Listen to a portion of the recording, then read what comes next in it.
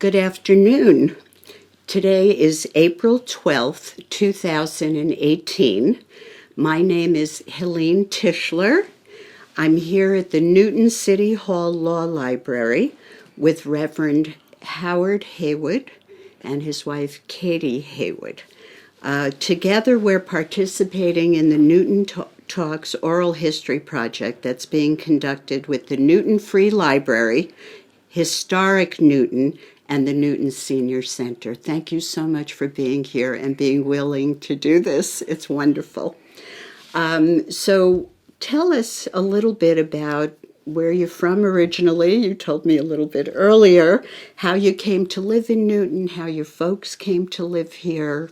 Why don't we start with that? Well, we were born and bred at Newton, both of us, and I am seventh generation Newton. My great-great-grandfather was born here, and we've just been a part of the Newton fabric for all of our lives. That's amazing. Went through all the Newton schools, started at Davis School, Right. went to Warren Junior High School, and then up to Newton High School. It was Newton High School then, and not Okay, Newton not South or North. Yeah. Graduated from Newton High School in 1959. Wow. How large was the class then? I think we were the 100th graduating class, and I believe it was 1,200 at that time. That's amazing. What part of Newton were you born in, and did you live in most of the time?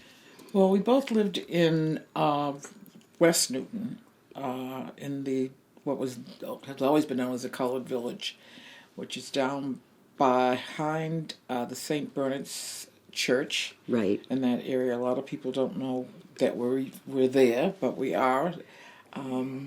So that's where we both were raised and courted and. And did you meet at church? We met at church, yeah. We had everything together. We did school together. We're 1 year apart in school. So we met in church, probably, Sunday school. But our church, Myrtle Baptist Church, was established in 1874. And so the community that we called the village was established around the church. It's about 6 little streets down there. Had about 50 homes, quite a few families, multiple families living in single homes. Right.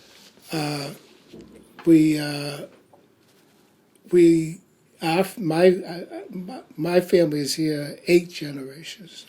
That's My amazing. great-great-grandmother came here in 1864. That's what the Jackson Homestead tells us. 1867, Wow. I think. That's really amazing. And she had her manumission papers, and she had this. My aunt gave it to me. It was a little silk pouch, and inside was a papers that described her and let people know that she was free. And she wasn't an ex-slave. She was freed by the people that the plantation she worked on. That's amazing. And we had those for a long time. We kept them in the family. Then I started getting nervous about keeping them around the house, so we donated to the Jackson Homestead. And they've done a great job of preserving them. And, It's wonderful. It's very valuable and unusual. And where did she come from? What state? She came from Maryland, Prince George's County, Maryland. Wow. And we looked up a lot about her. Her family came from South Carolina. Mm-hmm. And then a lot of her family was in Maryland. What we always try to find out is why she came to Newton. Right. Yeah. How did she get here? Well, she had somebody relatives here, and that's where we've kind of been stuck at, who she came, who were a family that was already here. Right. And so. Was your family involved in establishing the church? Not my family. Yeah. My family was my went. family, yeah. It feels like my family went.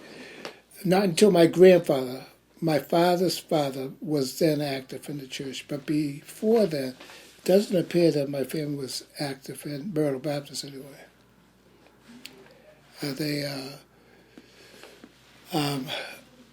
My great-great-grandmother lived over in West Newton for a while, but on her death certificate it says that her address was 21 Sims Court, and that's where I grew up, that same house.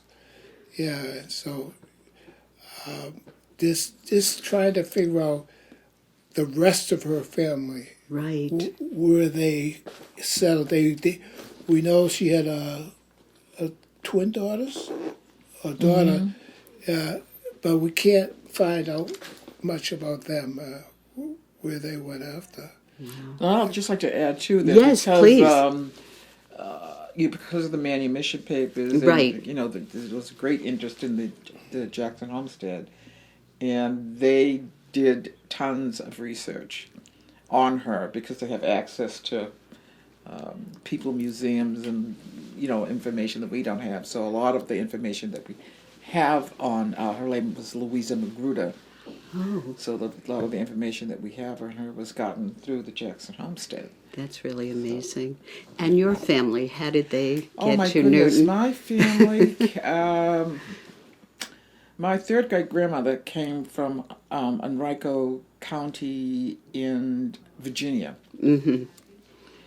and that's where she was born. But when she came to Newton, she came from Maryland, and as history tells us, she came and they moved into the west end of Boston, and they lived there for a while. But being country folks, they didn't like the city life, and Right. they eventually moved to Newton because they'd heard about Newton.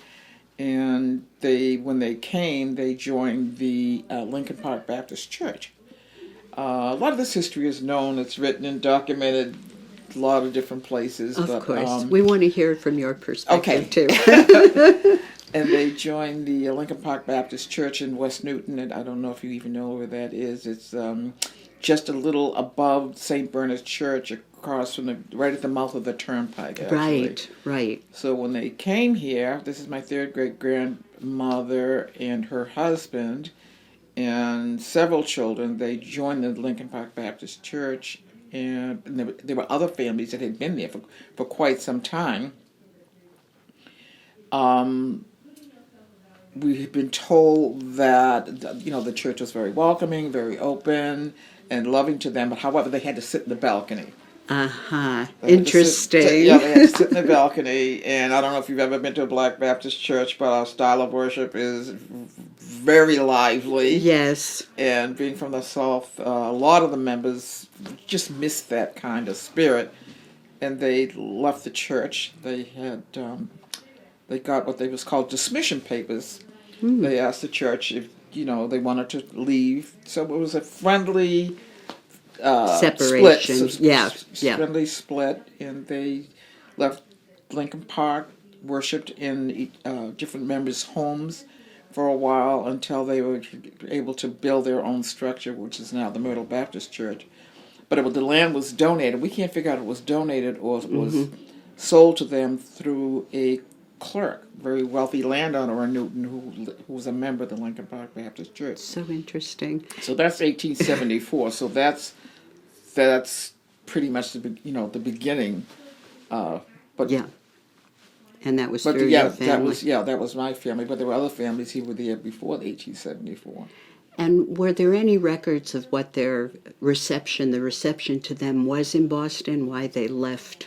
Not only because it was urban, was it not a friendly place? No, was it Newton wasn't. friendlier at the time? No, or? I don't think it was unfriendly, but I think it was like the city compared to coming from Yeah. the country. Yeah, just And they were wondering they if were there was country any. folks, and they Right.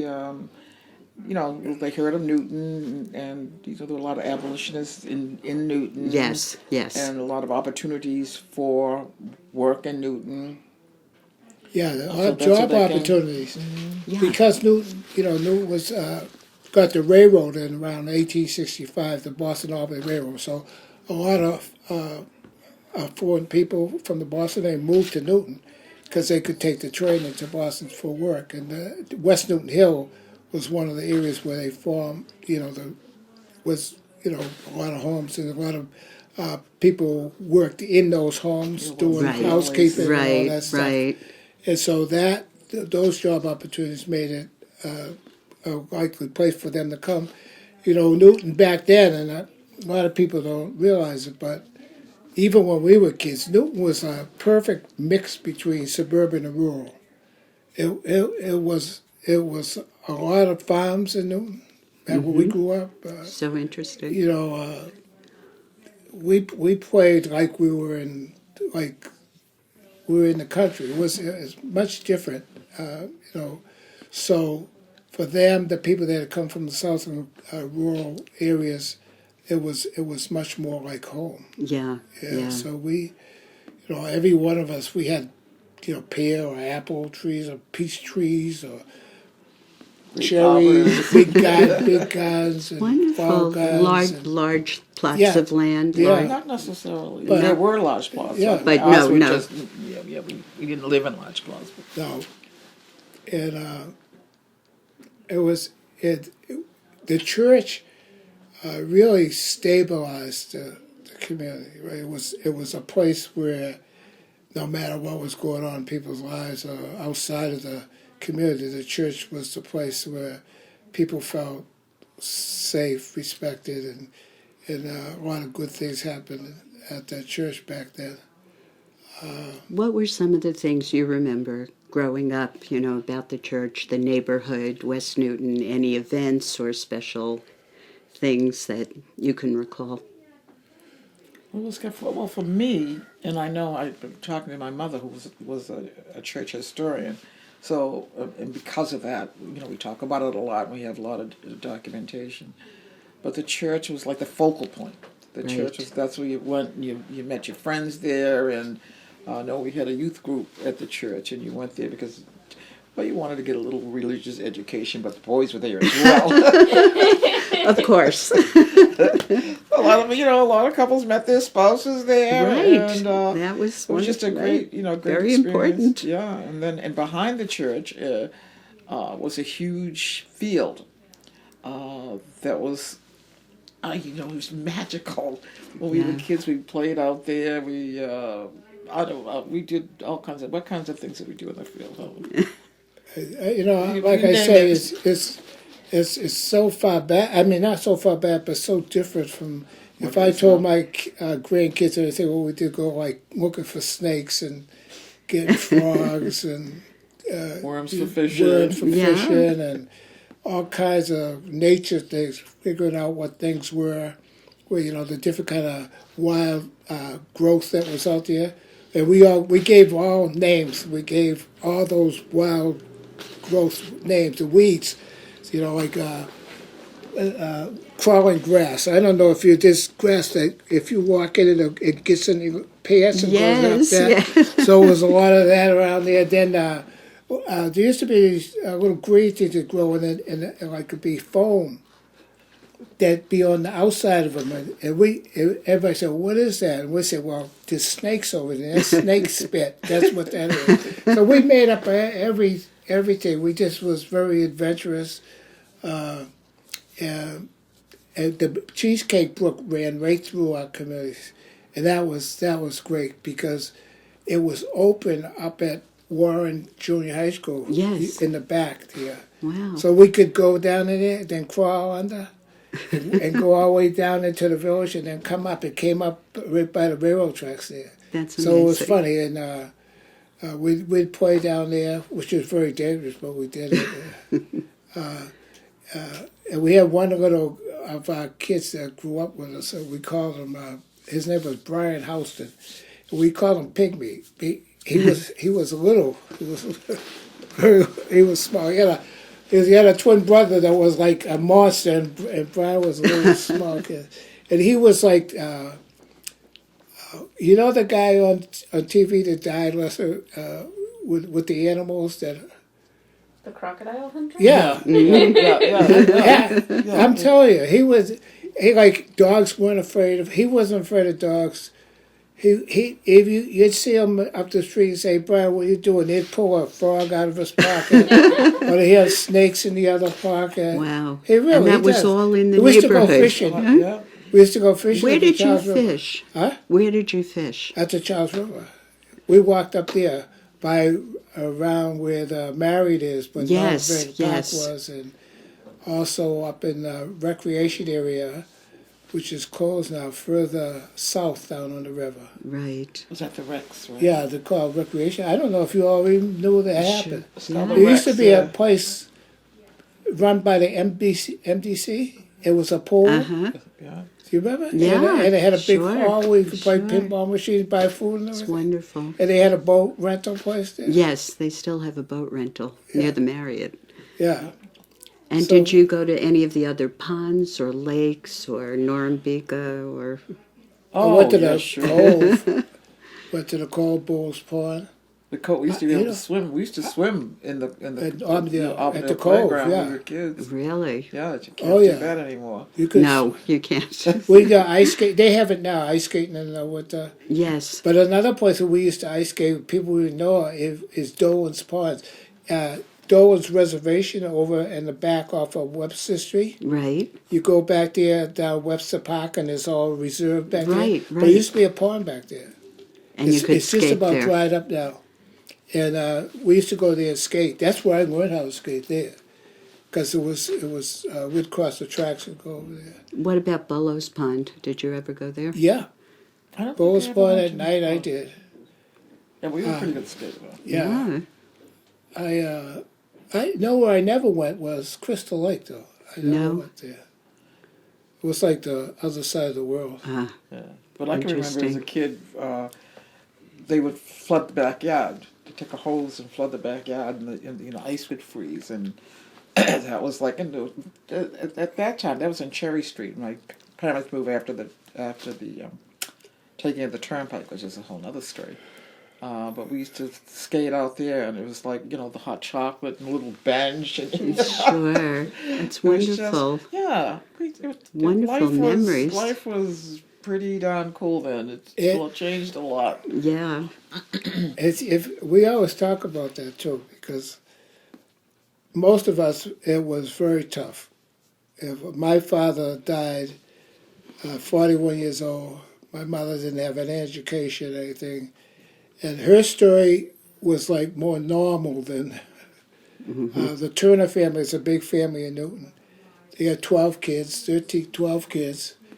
Same him. Their father died a year from my father. Same with a whole bunch of kids still at home. And the Carter family lived on across from us. They had 8 kids. Cooper's, her relatives, the Cooper family. They had 8 kids living. I used to go over there all the time.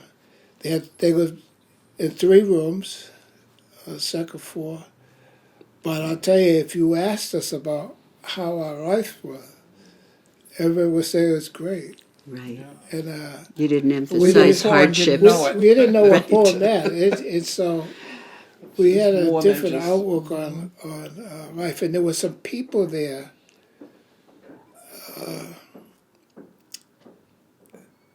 I always tell people, that it's if you ever look back and say, who do you decide are your heroes? Who are the people who most influence you in your life? And it's so easy to say, people who've done accomplished things, for black people might say Jackie Robinson, Martin Luther King, Joe Louis, all that.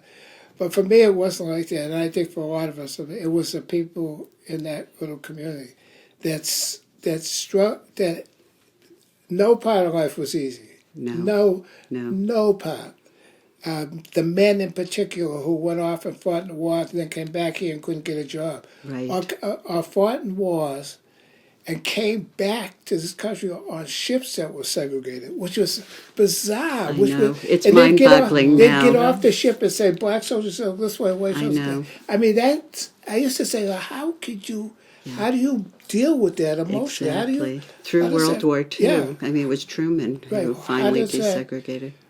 how do you go on and be responsible and do those things you have to do after that kind of treatment? But those guys were my heroes. I looked I up to them understand. in a big, big way. And And did you have members of your family who went off to war and came back? Her Yeah, father, my dad was World War too. World War II. He was he was on a submarine, and he was a chef. You know, which is where I think they Well, put in all the black. Navy. Yeah. Yeah, all black. That was the job. Yeah, that was their job. However, it allowed my family, like I think that it allowed my family to have more than most. Yeah, they were rich. Yeah. I knew That's it was why coming he to that. married you. Yeah, he married me for my My father's the money. Where we lived was down the road and up the road. And she lived up the road, and we always just say, those up the roaders, they think they're the studios. So No, but my life was. it was Looking different back, from it ours. was- yeah. Yeah. Again, because my father was in the service, and he, provided a great, the income, and he traveled a lot of different places, and he always brought us back these really cool gifts. He was, so my life was, I think, probably was a little different than most, and. What did he do when he came back from the war? Actually, he ended up being a custodian, In the Newton School to the Department. Newton School Department. Mhm. So, I think, you think about it, colored people were, black people or Negroes, they were slaughtered. You were either, and I was thinking, I'm getting off a little off the track, however, no, but it's I was important. thinking about my generation of women are probably,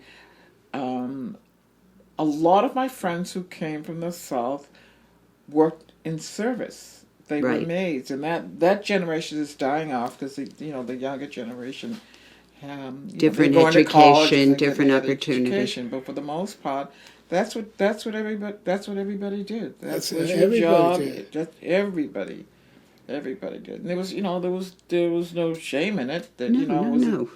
that's just what you did. It was an honest living. My brother was in World War II, my oldest brother, and he was lost from behind enemy lines for about a year. I never heard from him, and when he came back, I used to try to ask him about it. He never would talk too much about it, but I just to say how I don't know how he did it. Was Yeah, he tell in the story. Europe? Was he in Europe or the Pacific? He was in Europe. Tell the story about Roy. Oh yeah, he was in the 366 Infantry. He was a well-known black infantry unit, and they were, like I say, caught behind enemy lines and being shelled in a foxhole for like a week's on time, just in there. And finally, one shell came real close, and down the line, the message was, somebody just took one right in the face. Then he said, who was it? He said, a guy named Mac. And so it was one of my guys who grew up with my brother in the village. So he always thought he was dead. Oh, And he came home, and he had survived with his whole face restructured, and he made it. he did make it. He did. It's amazing. And did you, after you finished high school, what did you end up doing? Did you go off to Well, college? I went off. Did you? I didn't live in Newton all my life. I snuck off for a couple of years. I had no idea what I wanted to do when I got through high school, and my mother, who wasn't a licensed hairdresser, but she did people's hair in the kitchen on Saturdays. Right. And she thought that. Now I'm a twin, mind you. I have to tell you that I have a twin Interesting. sister. And she thought, you guys, maybe you'd like to, go to beauty school. So she did the research, and we ended up living in New York in 1959 for 2 years, that was huge then. Yes, To send your girls off to absolutely. to they the did big not city. leave Yeah. the home, right? Yep. So she sent us off to New York. We lived in Harlem for a while, and we lived in the YWCA. We were talking about just this. We live in the past now. We're old. so you talk about the fun times, the good times. So we lived in the Y in New York City, and my mother had called ahead to the director of the Y, tell them what was expected, and this is what they would look out for us, and Right. we were such country bumpkins. We wouldn't know trouble if what just came and grabbed us, by the collar. We just because there were two of us, Yeah. it wasn't that difficult. We Right, just kind of had right. each other, and best experience. That's why I encourage kids to go away to college. Don't stay local. Right. Go away. It's Right. just But you had no thought of staying away. You wanted to come back. No, I didn't. No, I didn't. My mother, I got a phone. Your mother insisted. Yeah. She said it's time to come home. My twin had come home earlier. She was a little less adventurous than I was. Yeah. She came home earlier, and then I never graduated from school because I was having way too much fun. Right. Sounds like a wonderful experience. my mother- So, how did you have other siblings, or Yes, just I your did. I have 2 brothers and 2 sisters. Well, my twin and I are the oldest. And did everyone stay in Newton? Well, actually, no. My sister, actually, right now, my youngest sister lives in Richmond, Virginia. But everybody else stayed local. It's just, we used to talk about when we were younger. Let's go.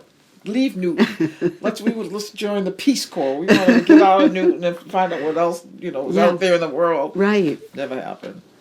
So we had Newton But spoiled, Newton brats. They don't live in Newton, though. Oh, where Oh did no, they don't live. We stayed in you Newton. stayed in Newton, but where they did didn't go they? far. The Ashland, one's in Ashland. And 2 brothers in Boston, and of course, my sister in Richmond. You have them close by. And what about your family, Reverend? How many were in your There were family? 4 of us, 4 boys. I was the youngest. All 3 of us lived in Newton after we were married. One lived in Natick. My 2 oldest brothers have passed away. I have one left. He's in Florida now. He's a retired Newton police officer. Like everything else, the first black sergeant on the police force. Right. It's like from the church came the first principal of a Newton school, the first detective from the police force, the first fireman. All of Sure, the first. sure. In the Always black the first community. in the Yeah, black yeah. community. Yeah, all lived in that little place. There's a picture there of one of the baseball team they had, made up of guys just from that little community that won the Newton City League championship. You would never think that they Amazing. could. I would like to see But that photo. Probably 3 of those guys could have made the majors if they were accepted. Right. My brother was just talking about it last week. One man who was particularly good, Sam McCleary. Remember, he said Sam had retired, and he was like 45, and decided to come back and play a game. Walter said the first time he got up, he hit a ball up the wall so far they couldn't find the ball. Wow. Now, he amazing. was a great ball player. That's amazing. And so those type of things we always had to be proud of in our little community. So it was a stabilizing place. So that always makes us come to the okay. Now the Turnpike comes. Aha. And That's that a changed big- things. Yes. So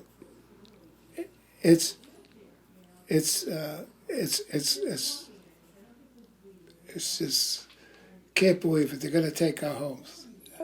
I remember was trying to sit at the kitchen table trying to tell my mother, "Ma, they're going to take the." She said, "What do you mean they can't?" I got my D. She said. Yeah.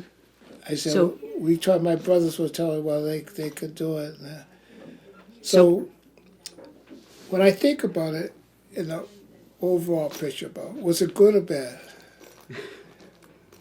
For some reasons, it was bad, but for a lot of other reasons, it was good. It helped us understand that we had a bigger world to live in. So you did lose your home then? Right? No, that we keep this little small utopia wasn't going to last forever. Right. That- But the But he- Pike, he- did Yeah, the we had Pike a- displace Both lost you? our homes because- Yeah, Was it by eminent domain? Yes, They didn't pay you. they paid you. Oh, they did? But they didn't have the rules they have now, like relocation costs and everything. Right. They just gave an estimated amount that they thought it was valued at. And that was it. How much notice did they give you? Well, what the best thing was to hold out. What happened was the people who took, they literally scheduled, and they went to people course. individually and told them, hey, we're going to be here next week. And they took less money and not one person, not one family that took those early offers were able to relocate in Newton because it was not enough money. It was too expensive. So after it started getting bad, there was 13 of us said, we're going to join together. We're gonna say we're not going. Good. And so when Callahan, I'll never forget, Callahan came himself and said, well, we're ready to make, and we decided we're not going. You have to tear down the house with us in it. We're not going. And then they started changing, making better offers, a lot better offers. Or some people was like double. Mm-hmm. Which allowed them to Yeah, and purchase homes. then the trouble was finding a place to go. We Of wanted course. to stay in Newton, Right. and most real estate companies would not show us homes. So there was a group of people that got together and, on their own, started finding families that said we would sell our homes to Okay. black people, and so that's how we got ours. It was through word of mouth. It wasn't through. It was word of mouth. And what neighborhoods were you able to look in? They moved to Cherry Street in West Newton. We moved to, our family moved on Walker Street in Newtonville. We still lived there. Right, right. And there were neighborhoods that would not let you look? It wasn't so much neighborhoods. It was the realtors. It was the realtors didn't let you. realtors, yeah. Unbelievable. What year was that? 63, 64, 65. Mm-hmm. We were all gone by 64. And the 64 every house. Our house, we moved on a Friday, on a Saturday, Friday. Yeah. And I went to work on Monday, and I came back. Every house on the street was gone. Really? On Hick Street. And my house. That's unbelievable. I lived in a little small Sims Court. There was only 4 houses on that street. My grandfather owned 3 of those houses.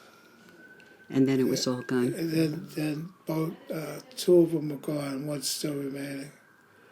And she lived on Hick Street, which was the main street that had mostly all the homes. Every house in the house. Every house. I tell the story. We lived on Walker Street at the time, and I had a young child, and I decided, I knew the houses were being demolished, and I decided that let me take a walk down through Hick Street and just see what's going on, what's gone and what's still there. And just as I approached my house, the ball was going through my house, and I just knocked me to my knees. I can see that like it was yesterday. Of course. Just unbelievable. devastating. Just devastating. And But what we did do actually is in 2012 we commemorated the taking of the homes with this is the 50th reunion, and That was invited everybody back, and oh my goodness, that was special. And so how many people turned up for that? 400 people. Really? I amazing. We started off, just a few of us, and I said, well, let's send out an email and see if anybody's interested. And people said, yeah, maybe. And so then we got a little committee together and said, well, what are we going to do? We said, well, we're going to have a welcoming, and then the next day we'd have a outing and cookout on their playground where the church used to go twice a year and have that. So everybody was used to that. And then that night we had a banquet at Post 440. Amazing. That sounds But we didn't have any amazing. money. And we didn't have any. So we said, well, if the committee would chip in their money first, then we'd have some working funds. So everybody in the committee chipped in. And we started telling people, send your money, we're going to do it. And And 400 showed up with families. I It's couldn't. amazing. That was a happen. I mean, I was sick when it happened. I got right before I had knee surgery, and I was in a lot of pain. But I tell you, I couldn't believe it. The You day wouldn't we had the miss that. cookout, people were, there was a bunch of us there, but all afternoon, more and more. Isn't that and more. amazing? People hadn't seen each other in 20, 30 years. That's fabulous. just- And all the just kids cried all and the Kids, families. yeah. Of course. Oh, No, it that's was so amazing. emotional. And it's great you've got the book. I really Yeah. want to look at that before Yeah, you guys yeah, leave. yeah. And so your children were raised later on in this Yeah. other house that you were Yes, in. they don't have, they have no recollection. You can't even begin to tell them what our life was like. And although from time to time that they would say, I wished I had grown up then, or I wished I had grown up there, because life was, after we left the village, life was very, very different. Very different. How is it different for them growing up? How had it changed in the schools, the neighborhood you were in? That we were in, we were in our neighborhood. If you have kids, you have support, and Yes. kids bring families together. Yes. And so they had really, really good friends on our street, and then kids in school. So that part of it was okay for them. I don't know. It was just different. You can't really compare it. Well, that's what I was saying about the good and the bad of it. You can't live isolated like that. There's a whole lot of people out there that you're going to have to deal with sometime in life. You don't worry. We used to always, we were really protective of the village. No. To an extreme. If people, especially me, I was like what you call me. But Guardian. Yeah. Oh, don't drive down that street too fast. if you drive, like driving too fast on the street, Good for you. doing stuff. Stop right in the middle of the Like street. a neighborhood watch before it was Yes, popular. yes. Yeah, we didn't know how to catch you. It's so that part of it was good. You go to school, you'd be all white. A lot of classes you'd be the only black in the class and everything like that. But when you got home, as soon as you walked down Hick Street, you felt different. Right. Sure, it I'm was in your charge home. here. This Right. is My my territory. this is my place. So if you're going to come down here and act up, you're going to be in trouble. So that part of it was good, I think. Yeah. Yeah, no, it Yeah, was. it It was home. It was. It was. It was. And we had homeless. people there that taught the kids